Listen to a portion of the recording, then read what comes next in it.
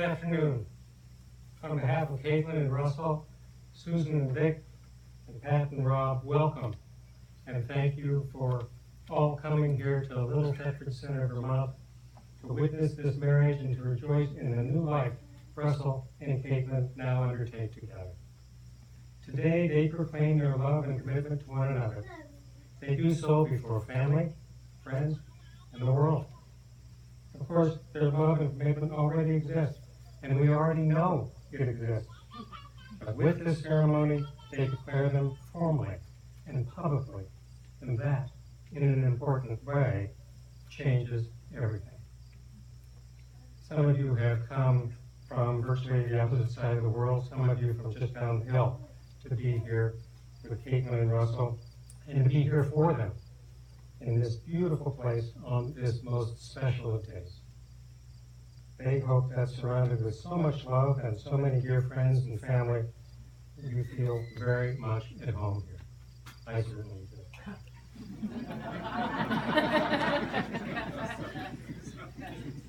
You are the people who have helped make Russell and Caitlin the remarkable individuals that they are in so many ways.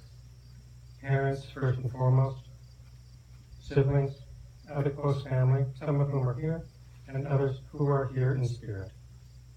Mentors and friends, some of whom go back with Caitlin or Russell to the playground, to school, to grad school and law school and the museum. Russell and Caitlin know the gift that each of you has been and still is, and they are most grateful. They know that what happens here today involves not only the two of them, but also all of you as well. Caitlin and Russell would especially like to remember their grandparents, whose examples they look to and whose presence they feel today. Althea Richardson and John McCaslin, Maggie Luddington and Victor Henningsen, Marjorie Eckley and Arthur Ford, and Jane Finnegan and Bob Rennie. This ceremony is about love, of course. Active love. Love that is patient and kind. The kind of love that looks out for the interests and desires of the other person, that is generous. Love that makes you feel fortunate, grateful, or blessed. Love that is not blind, but seeing, accepting, and forgiving. Love that gives you joy, strength, and energy. Love that enriches and enlarges you and makes you a better person. But this ceremony is not only about love, it is at least as much about a promise. Actually, two promises. Your two promises. And one promise is not contingent upon the other. Indeed, they are not contingent upon anything. And that's the point. From those promises to go forward together to the end come great things. Great love, great joy, great knowledge and confidence, a great sense of acceptance and completion. Russell and Caitlin, there's no way for you to know what the future holds. But with your two promises, you know one thing for sure, that come what may, you will always be together. You will always have each other to lean on, to grieve with, to laugh with, and to get through those tiring times that I expect you will come to view in retrospect as long days and short years. Oh, please sit. Good idea. Very good idea.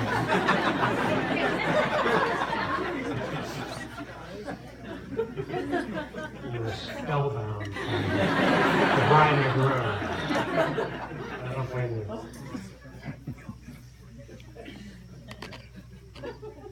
90 years ago, in another little New England town, Robert Frost gave one of his daughters and her bridegroom a wedding poem, a poem. It was a sonnet, admittedly not an Italian sonnet. It celebrates the remarkable ability, strength, and serenity that a couple has once the two people are committed to one another. They have the power to do some incredible things. But most of all, the poem speaks to their power to not do those things, to be able to be still and present in the moment, which becomes even more difficult and more important to do as technology and our culture press us to live faster, to be multiple places and do multiple things at once, easily distracted from the present moment by the modern world's innumerable shiny things. Love is about the present, not thoughts of the past, and not fears or hopes of the future. And that is what makes a committed couple's power to be still and present in the moment such a wonderful thing. Frost poems seems particularly appropriate for this outdoor setting, with still water and the big sky that these upland fields give us, and remarkably apposite for Caitlin and Russell, because it ends with metaphors of flying and rowing, two things that you both know something about. Here's the poem. No speed of wind or water rushing by, but you have speed far greater. You can climb back up a stream of radiance to the sky, and back through history up the stream of time. And you are given this swiftness, not for haste, nor chiefly that you may go where you will, but in the rush of everything to waste, that you may have the power of standing still, of any still or moving thing you say. Two such as you, with such a master speed, cannot be parted nor be swept away from one another. Once you are agreed that life is only life forevermore, together, wing to wing, and oar to oar. What, I wonder, will you paint and write on the precious canvas and page of your lives? And how will it play itself out against the backdrop of life's circumstances you cannot control and know not of? Whatever it may be, all of us gathered here today wish you a lifetime of joy and love together, wing to wing, and oar to oar.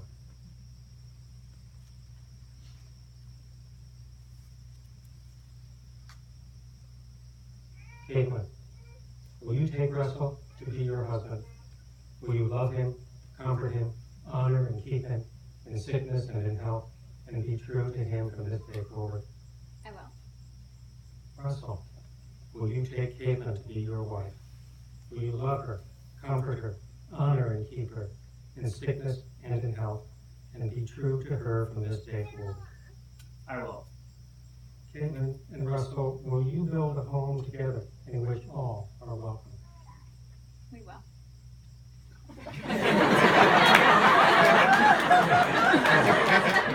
We will. Very well.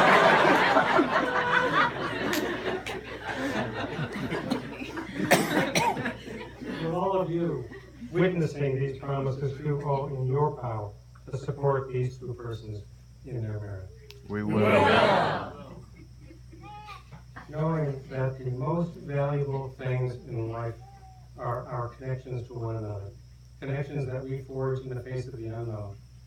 I invite you all to join me in a moment of reflection on the commitments we make to each other, not only through marriage, but also through kinship, friendship, empathy, and love.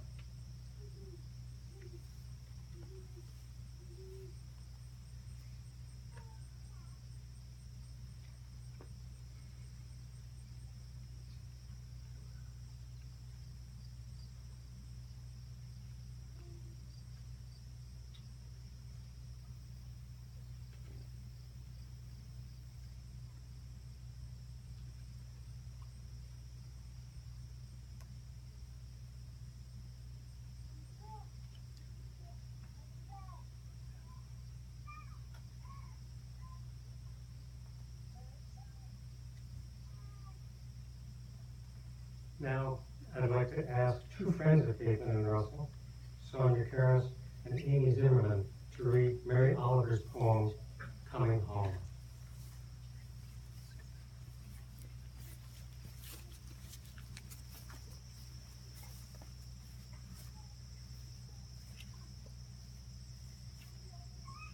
When we are driving in the dark on the long road to Provincetown, when we are weary, when the buildings and the scrub pines lose their familiar look, I imagine us rising from the speeding car.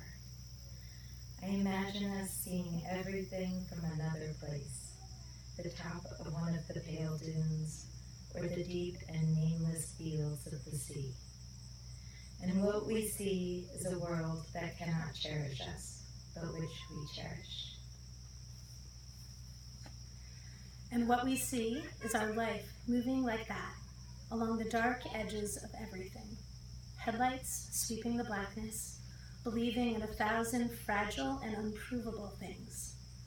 Looking out for sorrow, slowing down for happiness, making all the right turns right down to the thumping barriers to the sea.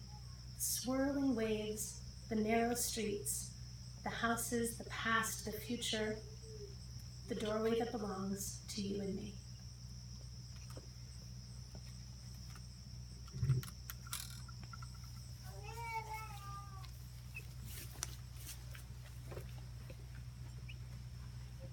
Caitlin and Russell will now make their own vow.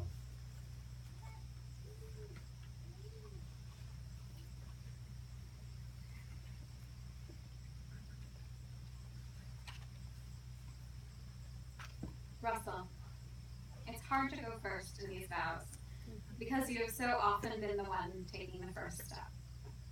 Early on, you did so by coming down one flight of stairs to borrow eggs you didn't need for a cake you weren't baking,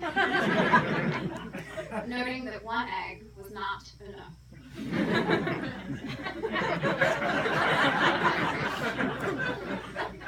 See that they've supported too, or they promised to support these people in their puns. Later, you would be the first to use words like love and forever. The foreverness of marriage is beautiful. Our parents and grandparents, with their 200-odd combined years of marriage, show that. But it's also not easily envisioned, because the vagaries of time and chance are not easily held in the mind. My marriage to you makes public what has been true now for years, that amongst all these unknowns, you are my fixed point. Thank you for your constancy. Thank you for your care. Thank you for your epically good cheer. You are great at finding common ground, whereas I enjoy starting sentences with things like, first of all, how dare you?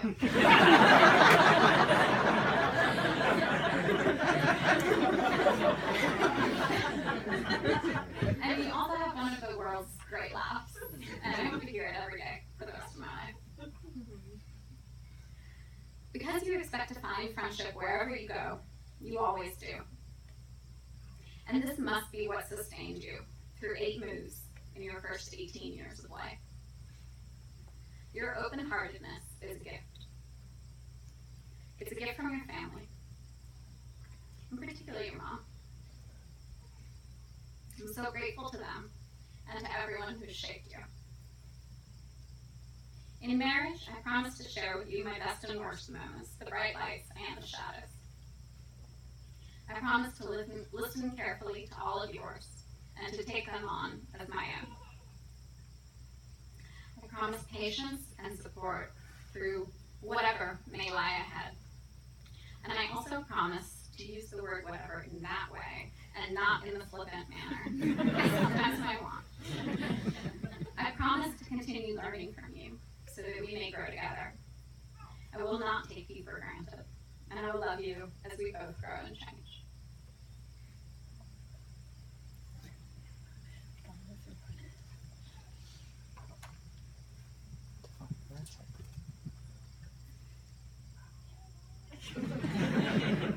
Caitlin, I'm nervous right now. And it's not just ordinary wedding jitters. It's because usually you edit everything I write. And what I'm about to say has totally escaped your red pen. If you had edited this, it would be better and shorter, and it would definitely be funnier. With apologies to our guests, and without further ado, Caitlin, I promise to support you. You supported me when I moved to New York for law school.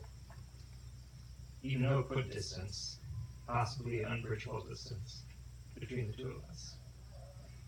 You supported me when I struggled in law school, even though you were across an ocean. You supported me when I accepted a job in San Francisco, even though you had just moved to New York. I also promise, by the way, that I will never, ever again move 3,000 miles away just for our wedding. But through all this, you've shown me what it means to be there for someone else. I promise to be and do the same for you. I will support you in the bad times and the ugly times, when you and I are worried and struggling. Though I hope and believe that these times will be outnumbered by better times, when we don't need to put as much weight on each other. I promise to meet you halfway. We're not always going to approach things from the same angle. You, for instance, are a planner. I have witnessed you buy holiday cards for other people months, or sometimes years in advance. I, on the other hand, once discovered the day before it was scheduled to depart that my flight home for Thanksgiving left from a different city in a different state. I have learned from you the wisdom of sweating the details a bit more than I do. The rest of our life will be, in greater and lesser amounts, one continuous planning session. I promise, in this and other things, to be patient and open-minded, to try and see things your way, and to keep learning from you, and to up stakes and meet you somewhere in the middle. I promise to keep things fun. We've always had a good time together, trying new cocktails as we cook bolognese sauce for hours, shucking oysters, dancing to vinyls in the living room, and watching, at your insistence, every superhero movie that comes out, no matter how bad. This is something to hold on to. Keeping things fun doesn't mean I'll avoid hard conversations or be facetious about things that matters to you. Just that I promise to keep this thing that we have, to take care of it, and husband it. Even when we have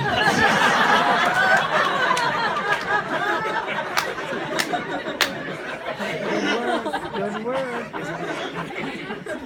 So, we have lots of stuff going on, even when we have difficult things, stressful things. I promise not to forget how it is now and has been, to make time for talking, for jokes, for a glass of wine, for the two of us. In that vein, I promise to put our life together first. You are more important to me than any job, or hobby, or project that I will ever have. When we come home to one another at night, I will try to have saved the best parts of myself for you. You will come first, our home will come first, our goals and future and family and life together will come first.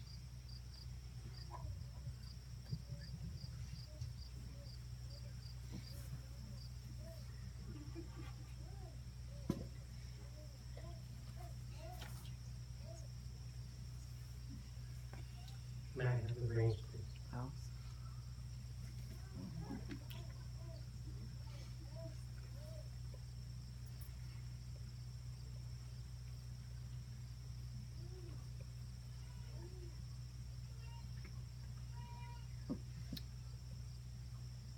I give you this ring to mark my vow, I give you this ring to mark my vow, with all that I am and all that I have.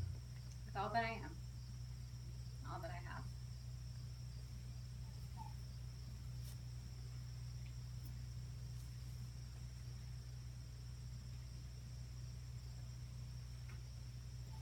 I give you this ring to mark my vow, I give you this ring to mark my vow, with all that I am and all that I have. with all that I am and all that I have. Caitlin and Russell have chosen to be joined in marriage and have declared their choice to each other in the presence of this company. They've given each other their promises and have made their pledge through the giving and receiving of rings. By the authority vested in me by the state of Vermont, I now pronounce you husband and wife. Will you now kiss the bride? Will you now kiss the groom?